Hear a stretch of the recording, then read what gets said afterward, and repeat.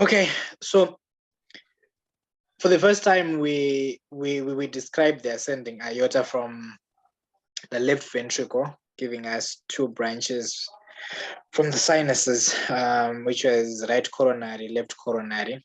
Then we talked about an arc, which we left, which has the brachiocephalic trunk, common carotid, and the subclavian. Then we touched on the descending thoracic aorta and its branches, and most importantly, abdominal aorta, which is a continuation of descending thoracic aorta at the level of Tithoff, right? Then in the abdomen, we said it gives us three anterior visceral branches, which were celiac, superior mesenteric, and inferior mesenteric. And no, you lost me there. like, isn't abdominal aorta, we said it has three anterior visceral, three lateral visceral, and 5 abdominal wall branches. The 5 abdominal wall branches, we said they are your 4 lumbar arteries plus inferior phrenic. Right. Then we describe the 3 lateral viscera. We're saying one is renal for the kidney. Right. Then number 2, there is gonadal artery. So for males, we have testicular artery. For females, it's ovarian artery. Meaning, when we are now describing the blood supply of the pelvis, which I'm about to do now, for the ovary and the testis, we won't be getting the arteries from the arteries of the pelvis. They came from the abdomen. Then the third one was suprarenal artery for the adrenal gland. There's something that's unique about the adrenal gland. It is 3 arteries, but 1 vein. Okay. So the 3 arteries are like this. One of them is called suprarenal artery, which is the one upper lateral surface of the aorta, which is one of the 3 lateral viscera, right? Then the other one, it's a branch of renal artery. Okay. Because suprarenal, they sit on top of the kidney. So they get their blood supply also partly from the artery of the kidney, which is the renal artery. Then remember that inferior phrenic artery, which we put 5 abdominal wall branches. The inferior phrenic artery also gives blood. Yeah, you said it also supplies the adrenal gland. Yeah. Yes, it also supplies the suprarenal gland, though it's an abdominal wall branch. Okay. Then we then mentioned the 3 anterior visceral, which are more important for the abdomen, right? Because they supply the gut. So we said there is the celiac trunk for the foregut. Then we also said there is the superior mesenteric for the midgut. Then you say there is the inferior mesenteric for the hindgut, right? And that blood supply explains the way the gut develops during embryology. Because for us to be able to divide the gut into saying there is a foregut, midgut, and a hindgut, it speaks to the blood supply, right?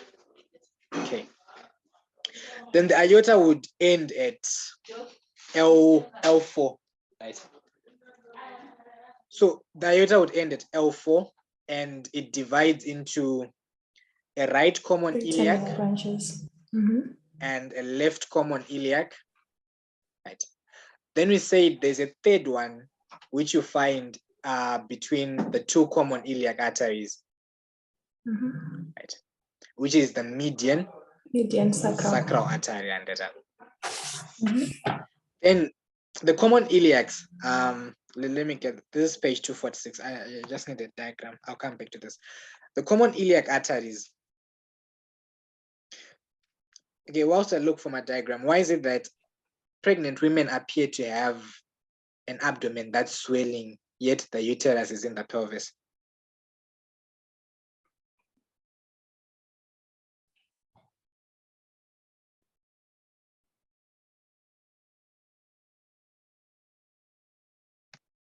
I do not know. It's the first time I'm hearing such a question. Okay, so this is our hip bone, right? And when you're looking at pelvis, you divide it into two. There is this upper part here, which is above the opening at true corner. This one, this upper part, or this part, we call it the false pelvis. And that false pelvis is continuous with the abdomen. And then below this opening, which is called a pelvic inlet or pelvic brim, it's now the true pelvis, and that's where you find the uterus inside. But after third month of pregnancy, the uterus rises up because it's now carrying a larger baby. So it starts to rise up into the false pelvis, which is continuous with the abdomen. That's why then they then look to have a distended abdomen, yet the uterus should be down there. So once the aorta is divided into those common iliacs, here's what happens. When the common iliacs reach this opening here, which we're calling either pelvic inlet or pelvic brim. When the aorta reaches the pelvic brim, remember there are two regions left to supply blood. The pelvis, then the lower limbs. So it divides into two. One artery that is going into the pelvis, then the other artery will continue to the lower limbs. The artery for the pelvis will be internal iliac. So remember, it's a common iliac. Right? Why do you think it's called iliac?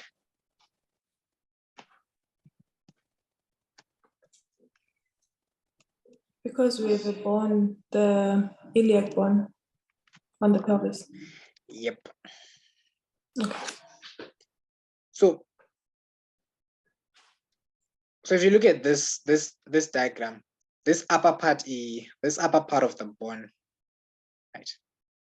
That's your iliac crest. Yes. And this becomes your common iliac before it divides. Remember, we're saying when it gets to the pelvic brim, it then divides into two. So it divides into internal iliac,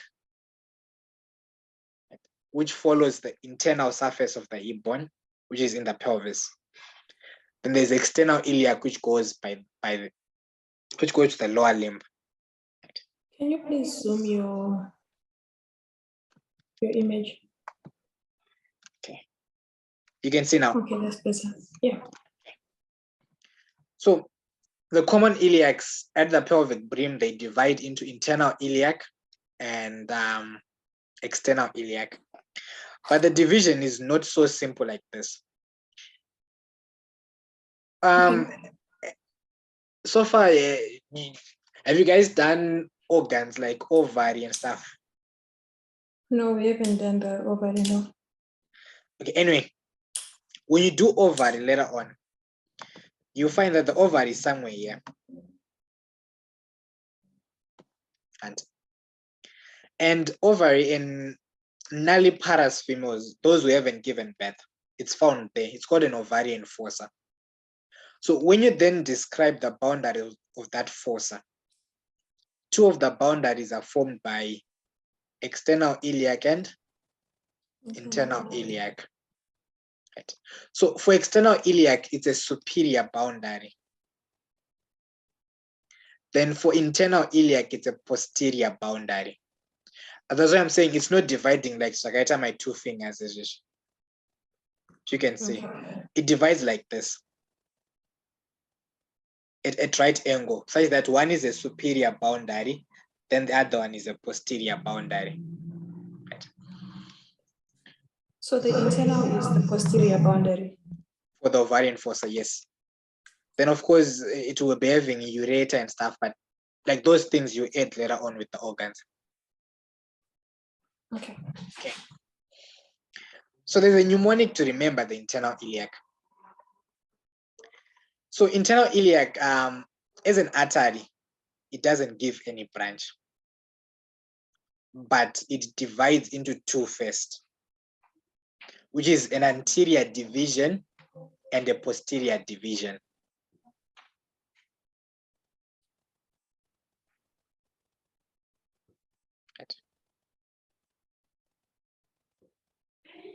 So it divides into anterior division and posterior division. So there's a mnemonic to remember your branches that are coming from the internal iliac, right? And for that mnemonic, you're simply trying to remember the one with the fewest, which are 3 branches. Posterior division gives us 3 branches. Then anterior division gives us all the other branches. Right? So if you know the mnemonic and if you familiarize with the names, you just then remember that from the mnemonic, the first 3, they are coming from posterior division. Then all the other ones are branches of anterior division. Right. So the mnemonic is, it's a bit weird. Okay. Like, unless you can find another word for you. I love going places. It's I love going places in my very own. I love going places in my very own.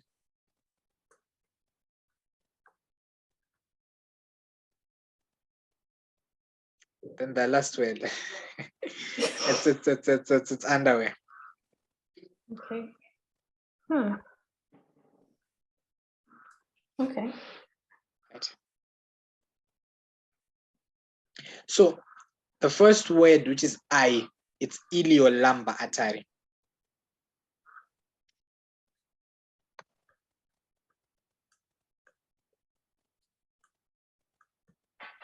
Okay. Then next is what love, it's lateral sacral artery.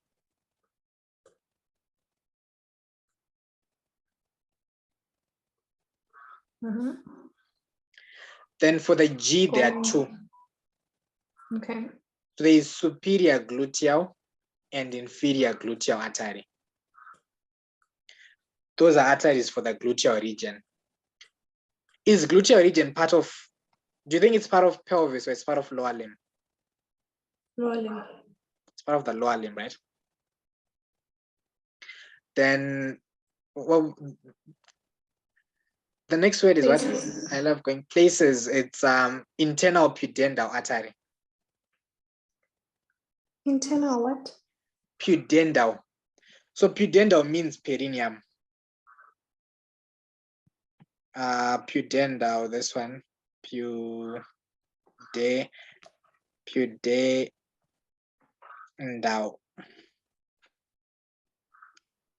So the internal pudendal artery will be for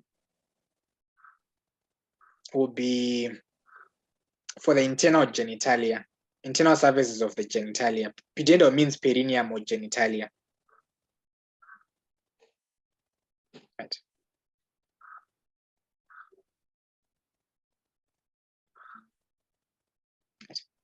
Meaning if it's an internal, somewhere we must find an external, right? External. The external one will come from the lower limb.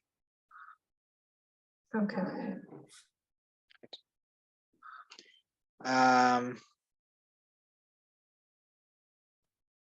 Then places, the next one is what? Places in.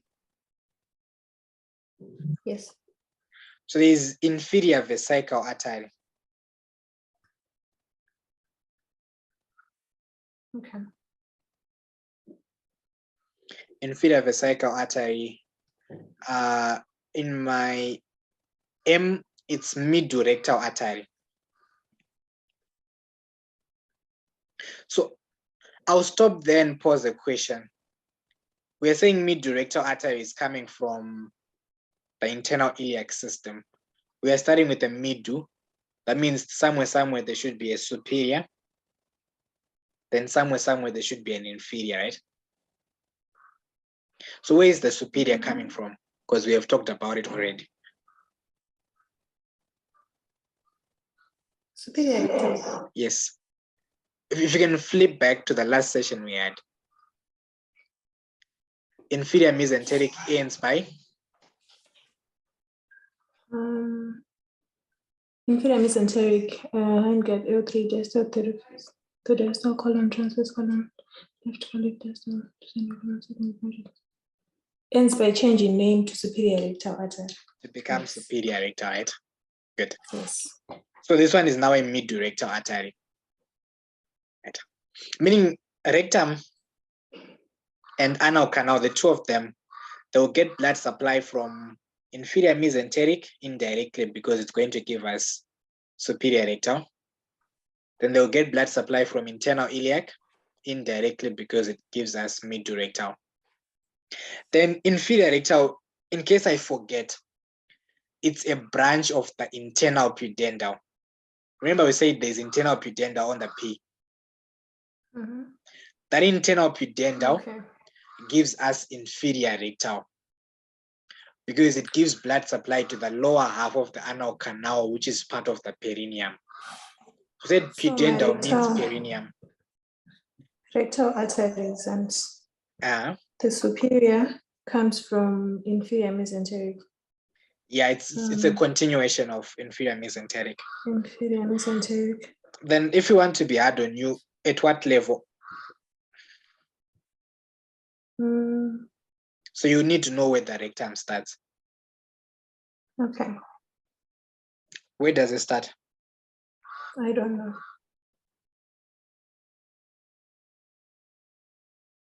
It starts around S3 vertebra. So that's around the same time where inferior mesenteric artery rather, will change name to become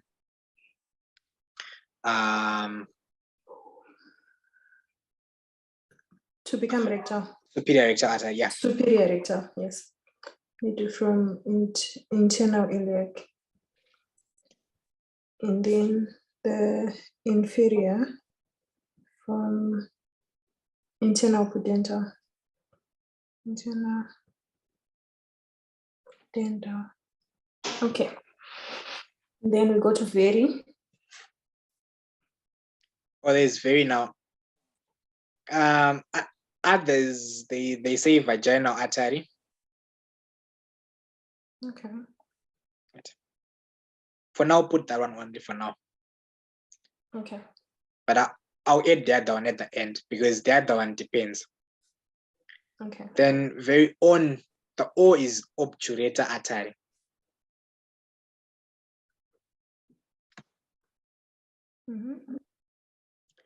Then the underway, there are two arteries there. One is umbilical artery.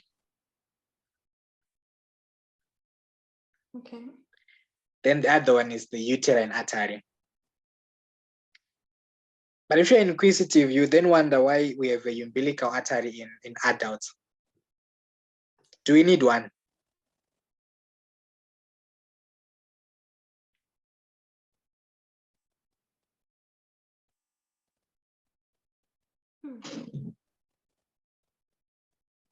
Do you think we need a umbilical artery in adults?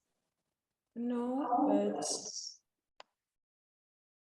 no, we don't, because now we can breathe on our own, we can get our nutrients on our own, so. But we just say there's one. So what happens with that embryonic umbilical artery is that part of it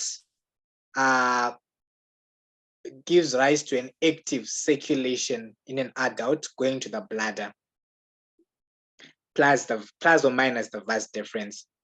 Then part of it obliterates or degenerates and forms something that we call the medial umbilical ligament. It's one of the folds of peritoneum you see on the anterior abdominal wall. So part of the umbilical artery would degenerate and it gives us that medial umbilical ligament. Then the other part persists as the umbilical artery, which is open and patent. And it gives us two branches, one for the bladder and one for the vas deferens. So if you go to, was it V, where we said, what about the I? What did you say on I? Inferior vesicle. We haven't talked about the superior vesicle. Vesicle is bladder. Okay. So this umbilical artery gives rise to superior vesical artery and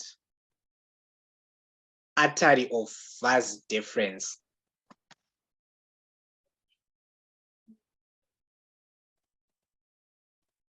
Okay. Right. But in other cases, superior vesical artery can be a direct branch of the anterior division, meaning it's not coming from the umbilical artery, it comes directly from that division of the internal iliac. But what I described is what's more common, meaning where you put the V for vaginal artery, you can also say superior vesical artery. But more commonly, it's a branch of umbilical, right? So the first three arteries on your mnemonic, they are branches of the posterior division. So by first three, that means the gluteal arteries you divide into two. Remember I said there's superior, then there is inferior. So iliolumbar, lateral sacral, and superior gluteal. Those are arteries coming from the posterior division. Then all the other arteries that I mentioned, they are coming from your anterior division.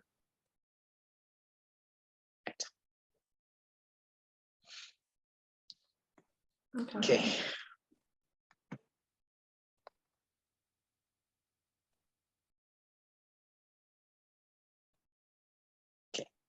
Then iliolumbar artery. I have a question.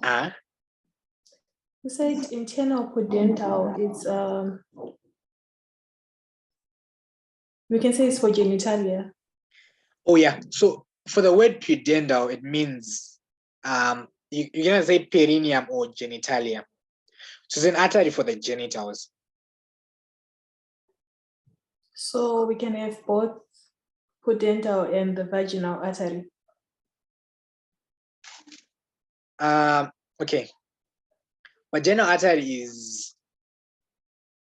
is purely vagina. Then uterine artery, you'd find it also gives a vaginal branch for the vagina. But then what we mean by perineum for females, it's the lower third of the vagina plus the external features like mons pubis, the labia and everything. That's where you're expecting the pudendal artery to go. But I'm about to describe them one now. And then, so if I'm listing these things for a male, I don't have very vagina. Yeah, so you don't have vaginal. So here's what happens. Okay. Females don't have inferior vesical artery. Remember I said vesicle is for the bladder. Right? Yes. And for females, there's a vaginal artery, meaning the female bladder also gets blood supply from that vaginal artery. Right? But if you look at the books, there is a bit of discrepancies there as to which is which. Some books say females have, others say females don't, but it depends with the book that you guys use. So we are saying for females we have the vaginal. For males, is the vas deferens coming from the umbilical? No. We are equating inferior vesical and vaginal. Okay. Then of course, yes, only males have a vas deferens. So males have an artery to vas deferens. Then only females have a uterine tube. Remember the vas deferens and the uterine tube, they're doing the same function. Vas deferens, it's carrying the sperm from the epididymis to the ejaculatory duct. The uterine tube is carrying the ovum towards the uterus. So they're doing more or less the same function. Right? So for females, we say there's uterine artery. But uterine artery is for uterus and uterine tube. For those parts, don't worry. I'm about to describe them one now. Okay. So the first one on our list is iliolumbar, right? Iliolumbar, yes. So that's one of the most useless arteries I've ever come across. Right. Gives blood supply to the iliacus. The most useless. Yeah, okay. It's useless. It gives blood supply to the iliacus, psoas major, and it also gives blood supply to the erector spinae. Right. But what people tend to forget is it takes part in an anastomosis, which is around the anterior superior iliac spine in this region here. That's where you have the anterior. Okay. Yeah, that's where you have the anterior superior iliac spine. So there is a spinous anastomosis there. So people tend to describe two anastomoses with the lower limb, which is cruciate and trochanteric. I'll talk about them in the lower limb. Then they forget that spinous anastomosis. Right. So this iliolumbar artery, on top of supplying iliacus and psoas major. Iliacus and psoas major, they are muscles. You've done muscles, right? Mm-hmm. You've come across them, right? Yes. They are muscles on the posterior abdominal wall that are going to insert on your lesser trochanter. And I'm sure you came across a law that says if you're in the thigh, or if you're in the lower limb rather, muscles in front, they extend, right? Mm-hmm. But what are they extending?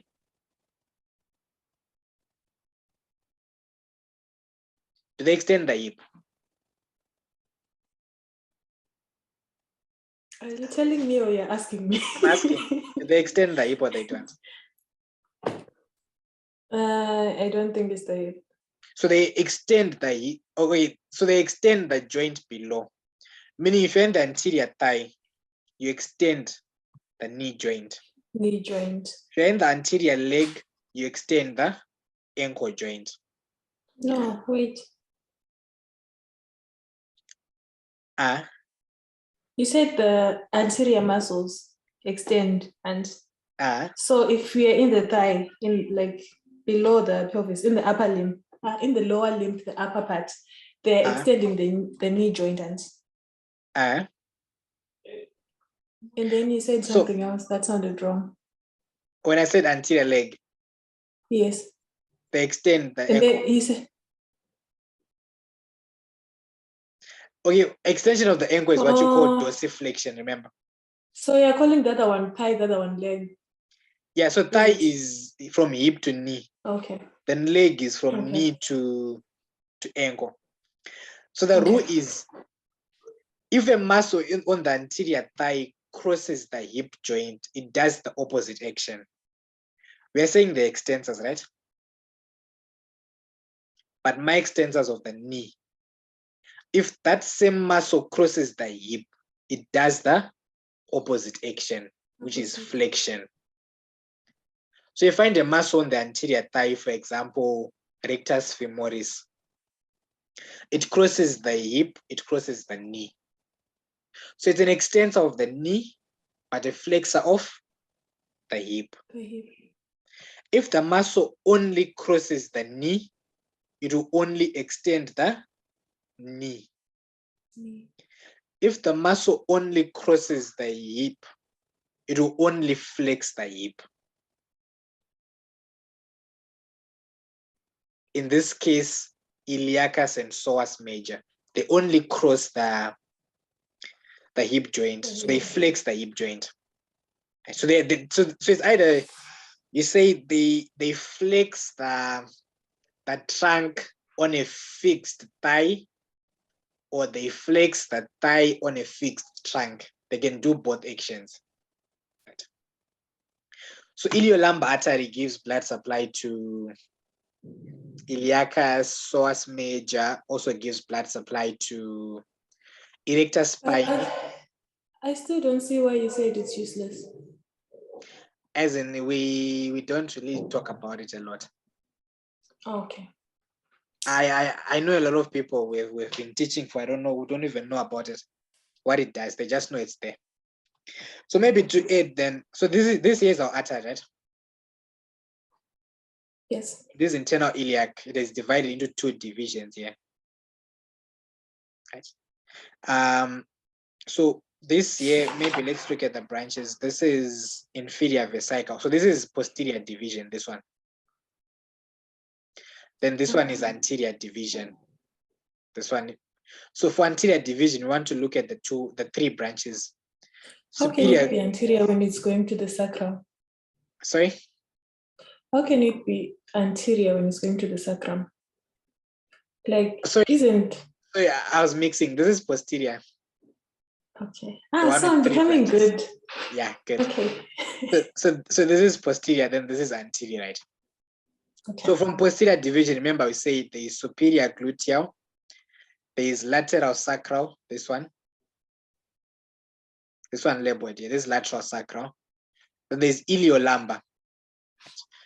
So if you come up here, this muscle inside here, that's iliacus. Okay. So the muscle that is going to that, the artery that is going to that region, it's this one. Iliolumbar. Which is labeled here as iliolumbar. Iliolumbar. Then you don't need to claim the course of the iliolumbar artery. But it does have a course. I don't think it's important. Okay. Then the next one was lateral sacral artery. Lateral sacral, yes. This diagram is good. So this is lateral sacral. We only mentioned the lateral. We never talked about the other ones. So remember I said there's median.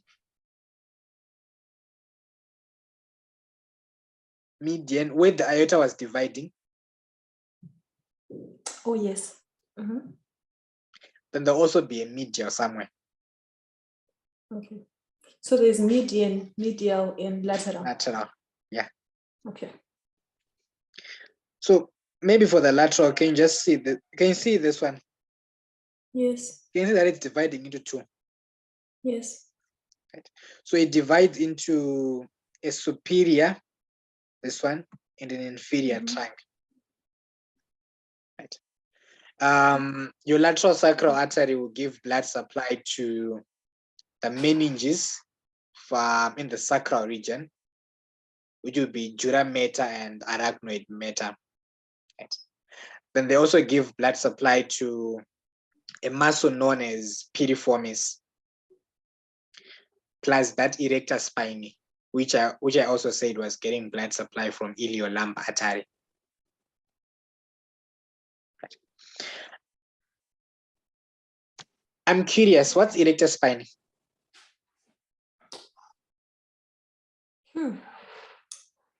It's a muscle. I don't think it's a muscle. Okay, it's I'm not sure. The name is not new, trust me, but I'm not sure now. You've done back.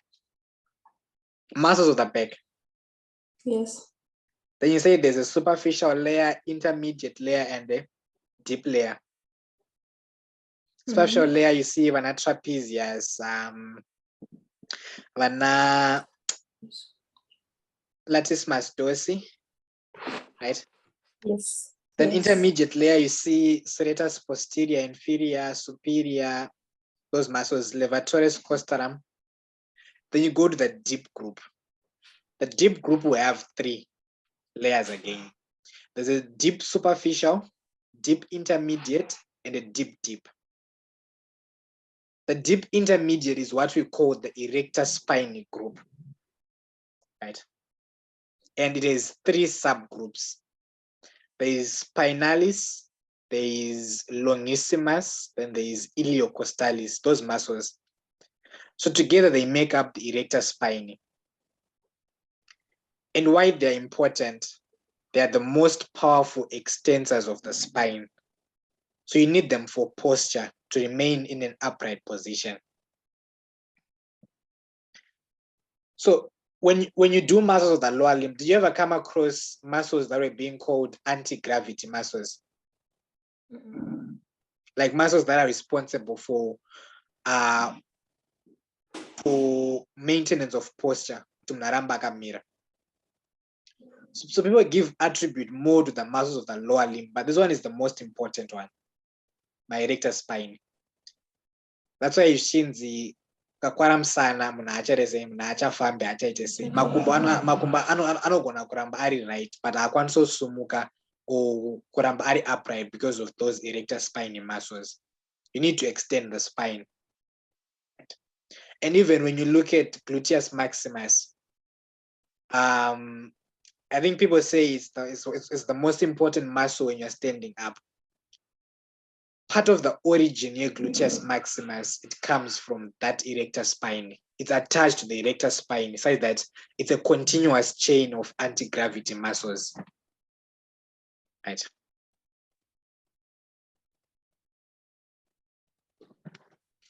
So you said my erector spinae are 3, and then they're the extensors of the spine, and it.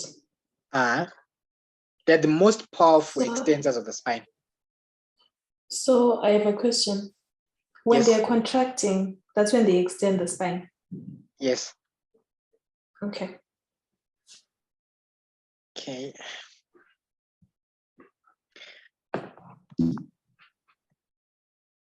So I think you can rejoin because it's saying less than a minute. Okay.